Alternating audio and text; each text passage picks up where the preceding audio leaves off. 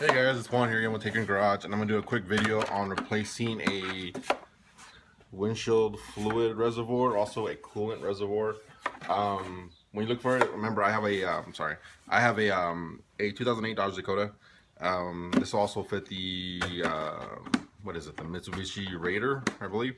The nitro might be the same. Actually, no, those are different because those are on top. But anyways, I'm going to replace this little thing here. Actually, as you can see, there's maybe 3 or 4 bolts I got to replace. It's really simple. Mine actually, what happened to it was it cracked all along here just because it's so old. Mine, like I said, it's a 2008, so it's over, what, 9 years old. So it's a 9-year-old truck.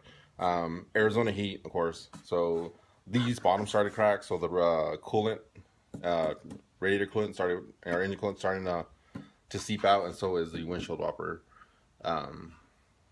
windshield fluid. I'm sorry, windshield reservoir fluid is also popping out. So come with me as I change it real quick and see how easy it is that you can do it yourself, right? Stay tuned. All right, guys, so for this type of installation on that part, it's really simple. You're basically gonna need a 10 ml socket. I have it on an extension, or also have on this that swivel extension, just because one of the bolts you have to reach to is actually a little funky. Of course, a 1/4 inch drive, miscellaneous different type of pliers, safety glasses, and also a bucket. So, all right, as you can see, like I said, this is a 2008 Dodge Dakota. The coolant reservoir and the windshield wiper fluid reservoir, they fit. So if you're looking at the vehicle, it's the left side of the vehicle, but it's also the passenger side. So they sit right there, as you can see. Mater still doesn't have a front bumper, not yet. But I think this kind of helps me. So this is your engine coolant, and this is your windshield wiper fluid. Like I said, there's really nothing to it. As you can see where I'm flashing that light, I'm sorry, give me 1 second. So where I'm flashing that light, that clip, which actually clips onto your AC line, is one that's actually holding the coolant. There is, let's see, that is your hose for your coolant, also coming from a radiator. Oh, sorry. So I have, that is nothing. I'm pretty sure something tied into it, but this one doesn't. I have a 10 ml bolt right there, and guys, that is literally it. And as you can just see and just hear, I just cracked it some more. So like I said, let's see if I can get it to focus. There you go. So there's a big crack, and this is my coolant reservoir. Doesn't go all the way down yet. As you can see, I still have a little bit of coolant, but when I do drive or do a park in certain angles and certain inclines, this would drop. This is actually full to the top. I've noticed this maybe 3 or 4 days ago. So I ordered my part. I actually ordered it through Rockauto, not a sponsor, but I ordered there because it was the cheapest I could find. I got it for like 33 bucks with shipping and handling. So, and it came within a couple days, so it couldn't beat that price. So like I said, there's a crack right here, and then I can see micro fracture type cracks coming along also on the windshield wiper fluid. So as you can see up here too. So, and it's expected. Like I said, I live in Arizona. It gets really hot. Our roads get really, really hot. And this is actually exposed to the elements. As you can see, I don't have my front bumper up here to give it any type of protection or to cover it from sunlight. So the sun just pretty much just baked the plastic and cooked it.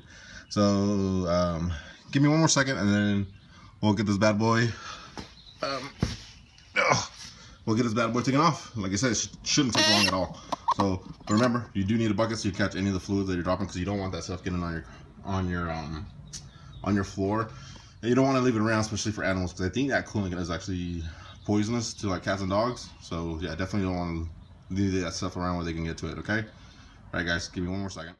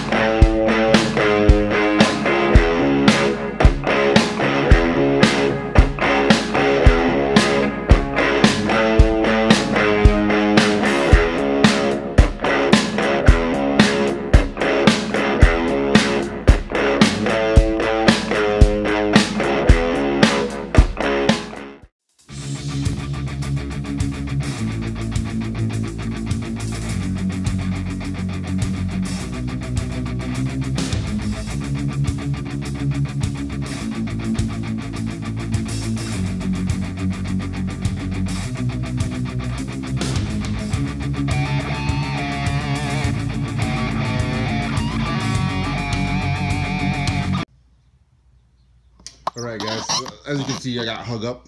So there's actually another bolt. So other bolt that I didn't find originally is right here. It's also another 10mm bolt.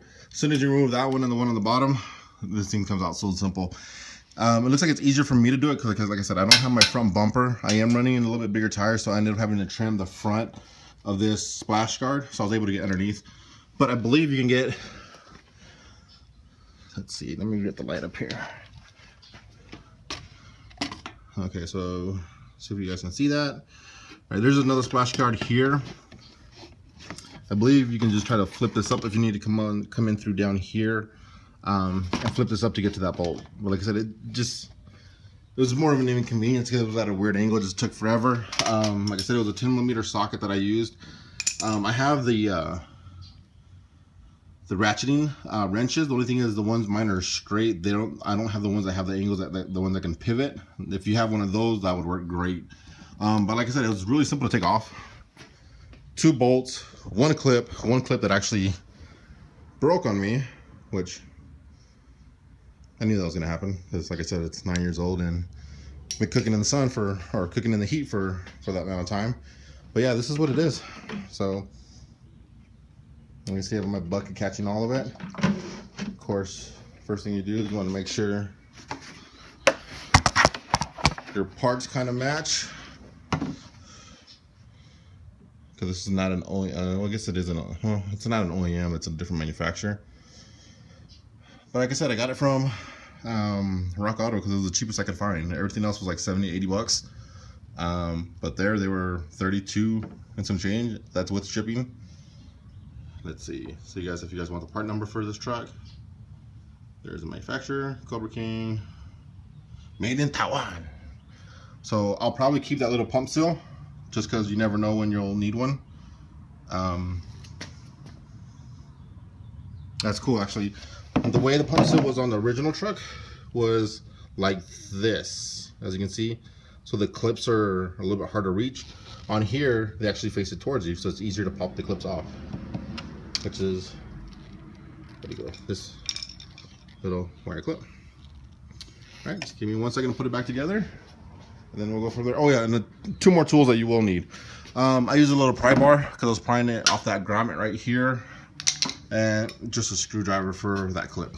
Honestly, that's all. All right, guys, hold on 1 second.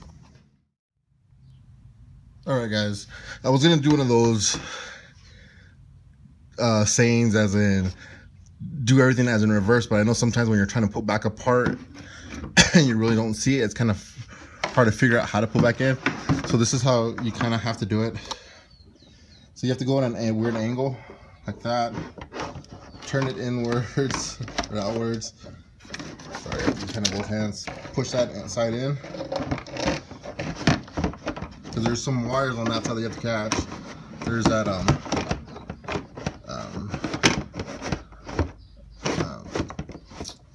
there's that shield, that weather stripping shield that you have to catch also. And I have to go at a weird angle like that.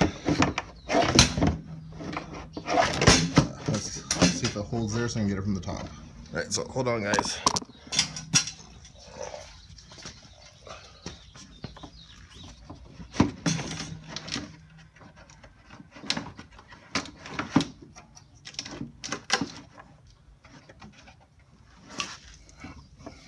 All right, on this other side, you guys gotta be careful because you have all the AC lines and everything there. So now that you have it, most of it, you just use both hands. All right, guys, as you can see, it's finally in there. I kind of had to manhandle it a little bit. Be careful with your AC lines. Yeah, you don't want to bend those.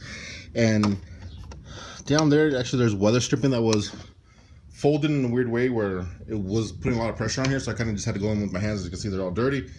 Push it in and then was able to pop it up forward. So, and then from here, it's actually like reverse. Put in your 2 bolts, put in your liquid lines, and just fill it up, and you're good to go. All right, guys, I'm done with the install. It would have took me like 20 minutes, but since I was trying to record and get different type of camera shots, it took me a little bit longer, but it was super simple. It's something that you can do at home. Like I said, it doesn't take that many tools. Like with my truck anyways, it took a 10mm socket, 2 different kind of pliers, a pry bar, a screwdriver, and that was pretty much it. And just willing to get dirty. So everything matched so much similar, but the little clip that supposed to hook up to the AC line, looks like it kind of shifted out. So I don't know if maybe the part is just not as long, or it was under tension. So it could be either or. It also came from Rockauto with this, and I'm guessing this is to replace your windshield hose, or windshield cleaner hose, or coolant, or your windshield cleaner hose. With my truck, it goes to a section like this, which connects to another plastic piece, and then it goes up into wherever it goes. So I left the original in there because it was still in good condition. It wasn't too bad, and I have a spare, and they gave you a lot, so I can trim if I need to. If this goes out, I can replace it with this one. Actually might be perfect, and it might be big enough to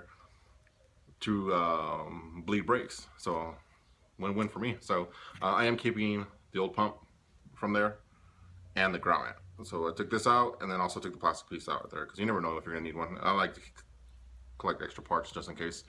But yeah, super simple, super cheap. Like I said, today's my day off. Cost me $32 with shipping and handling. Within 20 minutes, I already have it in, and I already full of fluids. I actually scared myself. I poured the coolant into the radiator coolant reservoir, not knowing that the hole for the overflow was right on top of the neck. So I had coolant hitting that and then going down. So when I stepped back to look, I saw a bunch of coolant on the floor. So I thought I cracked my new reservoir tanks. So I was like, shit, and yeah. So, but I didn't. No, when I poured it in, actually, it was hitting right in that hole, and it was going right over the overflow. So I cleaned everything up. Like I said, super simple to do. Anybody can do it. Like I said, if you're not mechanically inclined, then you can always pay somebody to do it, but it's gonna cost you a lot more. Like I said, that one originally, that was costing me about $70 or $80 through all the other websites that I found. I'm pretty sure if you go through a mechanic, it's gonna go a lot more. So hopefully this helps somebody out. If you have any questions, leave them in the comments below. Definitely subscribe. I have more videos coming, and thank you guys for watching. Thanks, bye.